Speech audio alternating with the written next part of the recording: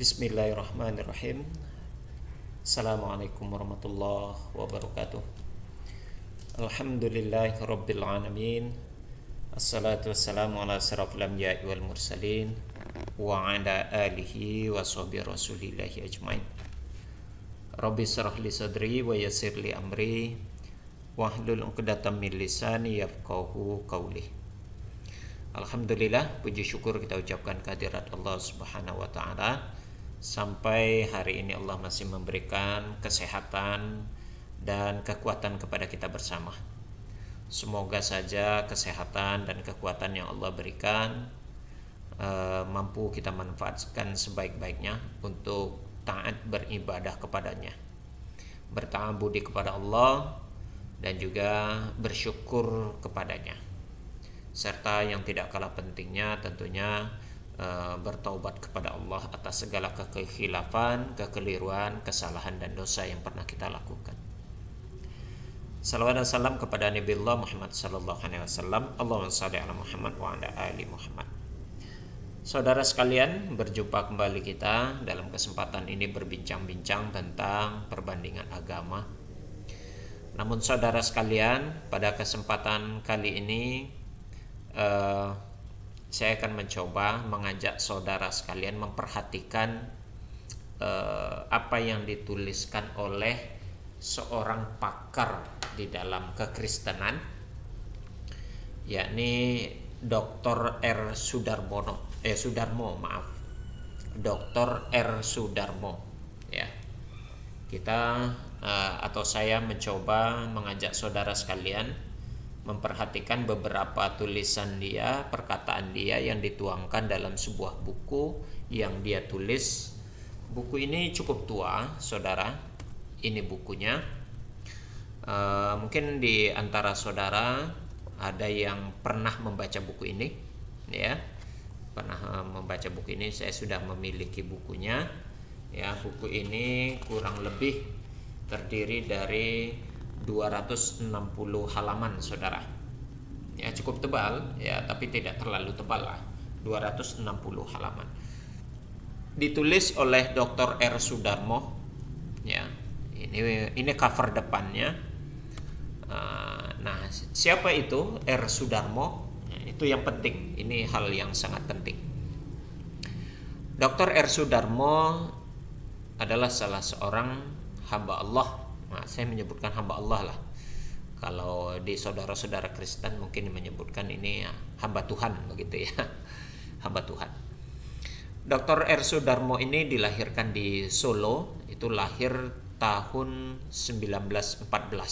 Sudah sangat tua ya, memang karena memang sekarang sudah almarhum beliau ini. Pendidikannya sarjana, ya, dari S1, S2 dan sampai juga kepada S3 atau doktoral, ya. Itu dihabiskannya di Vrije University, yaitu di daerah atau di negara Belanda, ya. Disertasi S3-nya judulnya In the Wereld Meer Niet van de Wereld. Ini bahasa Belanda, ya. Saya nggak ngerti juga ini artinya apa. Ya, dipromotori oleh Profesor Dr. Berkouwer, ya. Apa namanya ya? Di tanah air beliau ini berkarya cukup besar, posisinya tuh cukup membuat seseorang mungkin tidak akan meragukan lagi siapa ini orangnya, begitu ya. Dia pernah menjadi dosen di beberapa perguruan tinggi. Di sini beberapa perguruan tinggi yang pernah dia ajarkan, ya, tentang pengajarannya. Pertama nih di STT Duta Wacana, itu di daerah Yogyakarta, itu sekitar tahun 1946 sampai 1955. Kemudian dia juga pernah mengajarkan di STT Jakarta dari tahun 1957 sampai 1978. Lalu dia juga pernah mengajar di Fakultas Teologi UKSW di Salatiga sampai akhir hayatnya tahun 1991 ya. Jadi beliau ini meninggal tahun 1991. Selain dari sebagai dosen, sebagai tenaga pengajar di perguruan tinggi, di beberapa perguruan tinggi, dia juga sebagai pendeta ya. Nah, ini. Jadi pendeta di GKJ Salatiga. Beliau juga pernah menjabat sebagai rektor STT Jakarta, anggota dari Badan Pekerja DGI yang sekarang menjadi PGI ya. Kemudian dia juga pernah menjabat sebagai ketua seksi perjanjian lama pada Lembaga Alkitab Indonesia atau LAI. Jadi intinya saudara sekalian, Dr. R. Sudarmo ini bukan orang sembarangan di kekristenan. Ya, di kekristenan dia bukan orang sembarangan, cukup dikatakan orang yang sangat berpengaruh dan orang yang sangat besar di dalam kekristenan begitu ya. Dia pernah menjadi ketua seksi perjanjian lama di LAI gitu ya. Ya, ini status beliau dan ini daftar riwayat hidup beliau secara singkat sampai akhir riwayatnya tahun 1991. Ya, nah ini tadi bukunya Ikhtisar Dogmatika. Ikhtisar itu kumpulan ya, kumpulan kesimpulan itu ikhtisar. Dogmatika tentunya dogma-dogma yang ada di kekristenan. Jadi menariknya saudara, buku ini dia tulis ini beliau memberikan penilaian tentang dogma yang sedang terjadi, yang sedang dijalani di dalam kekristenan begitu ya. Dia memberikan penilaian, memberikan kritik bahkan, dan memberikan beberapa evaluasi tentang dogma-dogma yang ada di kekristenan.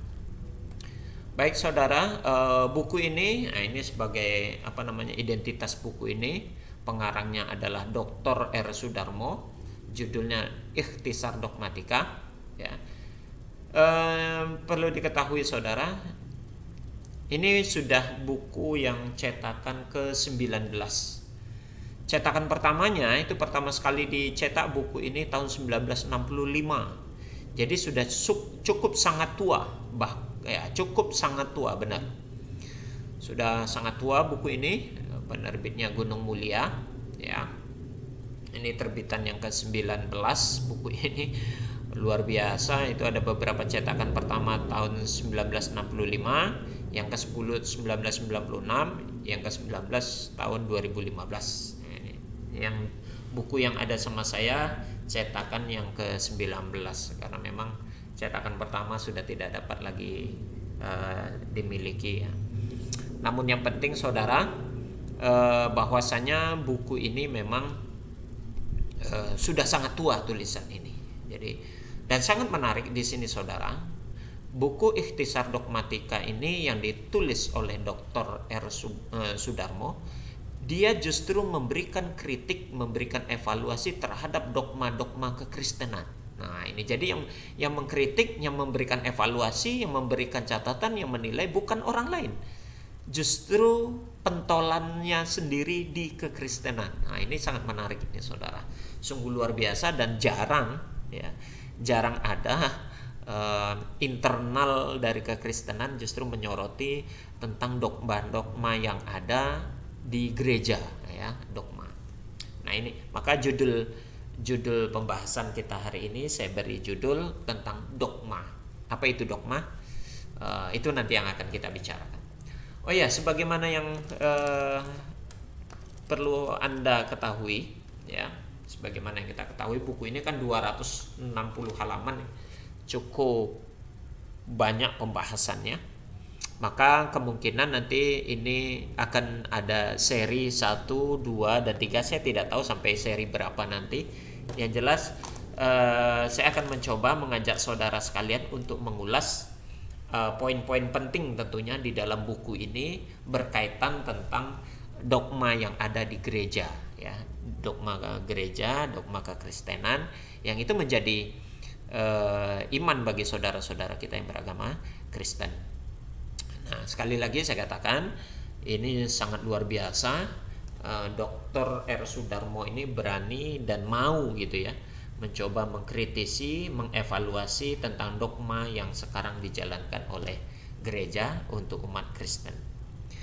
Baik, sebelum kita bicara lebih lanjut, kita waktu nanti kita batasi ya, karena memang ini ada beberapa part, ada beberapa episode, supaya nanti bisa pembahasannya lebih rinci begitu ya, jadi tidak buru-buru gitu ya. Baik, apa sih dogma itu? Mungkin berkaitan dengan dogma, saudara, ada sebahagian yang tidak paham, tapi sebahagian lagi ada yang paham. Khusus bagi saudara-saudaraku yang beragama Kristen pasti paham lah apa itu dogma. Tidak disebut orang Kristen namanya kalau dia tidak paham dengan dogma gereja itu ya. Kalau di kalangan Islam atau kalangan kaum muslimin, umat Islam, mungkin ada yang sudah paham, yang sering mendengar atau dia mendalami kekristenan atau perbandingan agama, biasanya dia tahu itu apa dogma. Tapi kalau yang tidak pernah menyentuh tentang perbandingan agama atau jarang mendengar dari kalimat-kalimat ini, mungkin tidak paham apa itu dogma. Ya, secara umum saudara, kata-kata dogma itu diartikan adalah pernyataan tentang kebenaran yang dinyatakan secara resmi oleh gereja ya, demi keselamatan umatnya. Ini saya ngambil konteks umum ini ada dari beberapa literasi ya, dari beberapa literasi yang memahami bahwa dogma itu adalah pernyataan tentang kebenaran yang dinyatakan secara resmi oleh gereja. Jadi otoritas gereja untuk menyatakan tentang konsep-konsep tertentu berkaitan tentang baik itu iman, baik itu syariat, baik itu ajaran maupun ritual-ritual tertentu yang dianjurkan oleh gereja.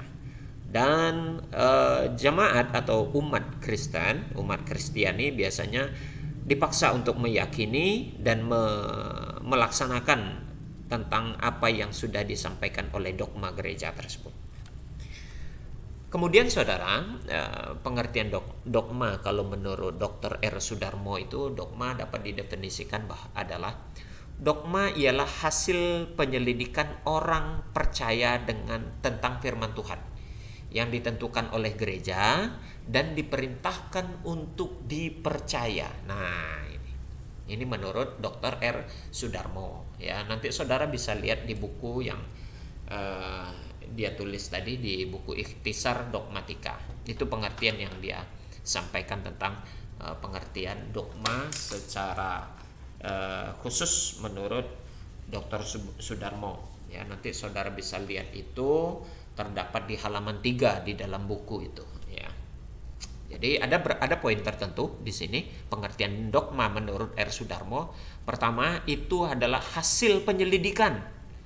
Ya, hasil penyelidikan yang dilakukan oleh orang-orang yang percaya tentang firman Tuhan. Jadi bukan firman Tuhan dogma itu, tapi penyelidikan, hasil penyelidikan. Yang tentunya ini lalu itu dikatakan merupakan kebijakan dari gereja.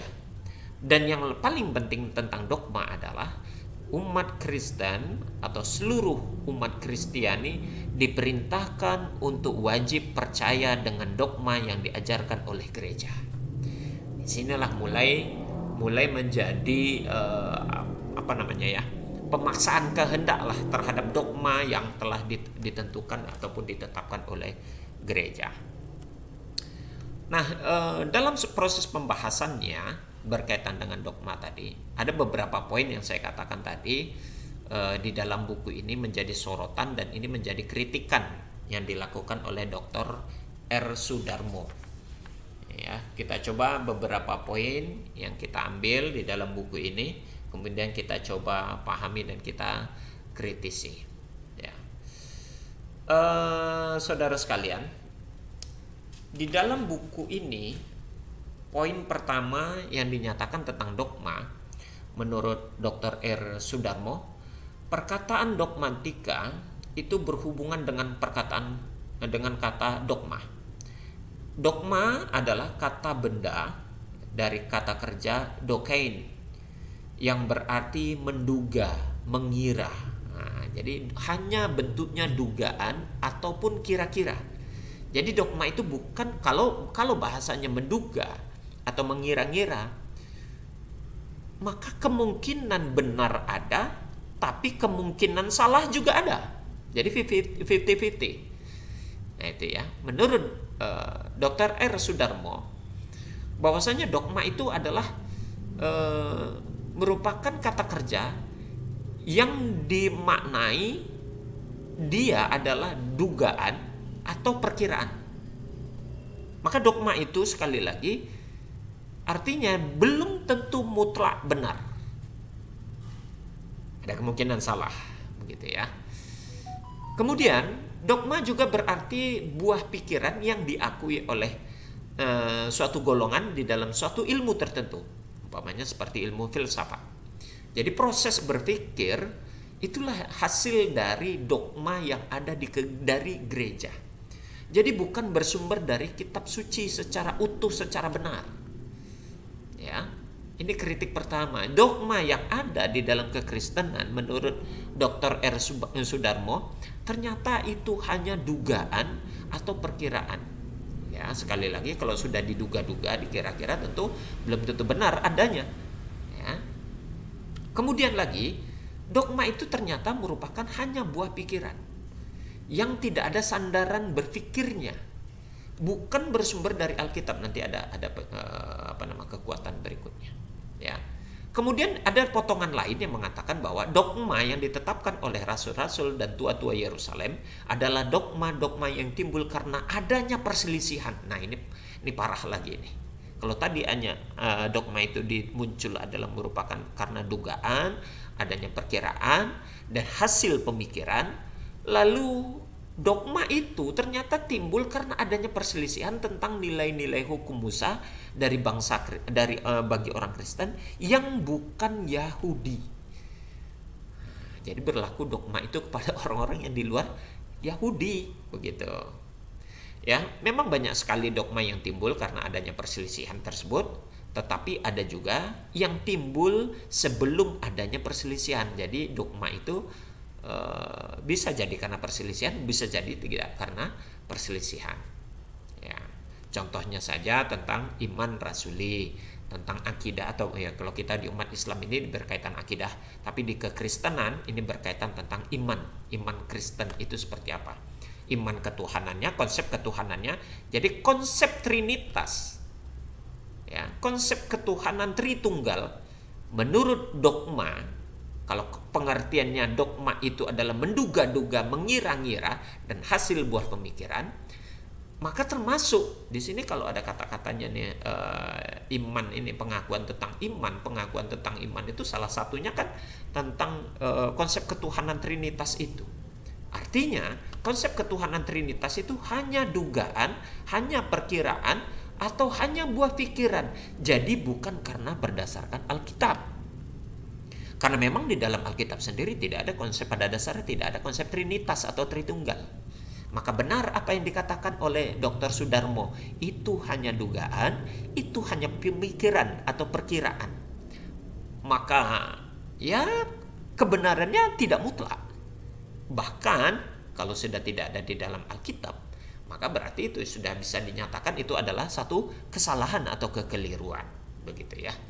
Kemudian potongan berikutnya yang perlu ditekankan di sini adalah orang Kristen pun harus menyelidiki juga, berarti menjalankan akal budinya. Nah, ini dia. Di sini Dr. Sudarmo menganjurkan berkaitan dengan dogma ini, orang Kristen harus menyelidiki terlebih dahulu. Jangan begitu saja percaya dengan dogma-dogma yang ada. Dia harus menyelidiki dan harus menggunakan akal budinya, akal sehatnya. Benar nggak itu dogma atau salah? Nah, begitu ya. Jadi konsep ini saudara perlu kita pahami bahwa apa yang dikatakan oleh Dr. R. Sudarmo dari poin yang pengertian menurut R. Sudarmo dan pernyataan dia tentang dogma. Pernyataan ini baru pernyataan awal saudara. Kita belum lihat poin-poin berikutnya ini ya. Ini baru pernyataan awal. Mungkin ini menjadi sesi awal yang mengakhiri sesi awal hari ini. Kita lanjut nanti dalam pertemuan berikutnya. Jadi kesimpulannya, dogma yang dianggap menjadi satu kebenaran ya, yang dinyatakan secara resmi oleh gereja, kata Dr. R. Sudarmo, dogma itu ya hanyalah hasil penyelidikan. Jadi bukan hasil yang dimunculkan dari firman Tuhan ya. Penyelidikan orang yang mempercayai tentang firman ya. Lalu gereja memerintahkan kepada jemaatnya untuk mempercayai. Nah, itu dipaksa. Itu dogma. Nah, dogma itu menurut Dr. S. Sudarmo hanya baru bersifat dugaan, bisa juga perkiraan, dan juga hasil pemikiran. Ini poinnya nih. Lalu menurut dia lagi berkaitan dengan dogma itu sendiri, orang Kristen di sini dikatakan, ingat ya, ini bukan perkataan saya. Ini nanti saudara kalau mau jelasnya miliki buku ini ya, buku yang tadi saya jelaskan ini. Nah, ini bukunya. Silakan saudara miliki itu. Baca nanti di berkaitan dengan apa yang dinyatakan oleh Dr. R. Sudarmo. Orang Kristen sebaiknya di sini menggunakan akal budinya untuk menyelidiki lebih lanjut tentang kebenaran dogma itu. Baik saudara, ini pertemuan kita pertama pada part pertama ini. Insya Allah nanti akan kita lanjutkan kembali tentang dogma. Ini sangat menarik saudara, buku ini untuk kita kupas supaya kita pahami bahwasanya umat Kristen sekarang menjalankan kekristenannya didasari atas dogma. Dan ternyata dogma itu menurut Dr. R. Sudarmo, sekali lagi menurut Dr. R. Sudarmo yang notabene itu adalah pembesar. Saya katakan pembesar karena memang dia orang penting di dalam kekristenan. Dia sendiri memberikan kritik terhadap dogma-dogma yang ada di kekristenan itu. Baik saudara, poin akhirnya adalah orang Kristen coba gunakan akal budinya, pikirannya untuk menyelidiki lebih lanjut tentang dogma yang diajarkan oleh gereja. Demikian kita tutup dengan kafaratul majlis. Subhanakallahumma wa bihamdik, asyhadu an la ilaha illa anta, astaghfiruka wa atubu ilaik. Assalamualaikum warahmatullahi wabarakatuh.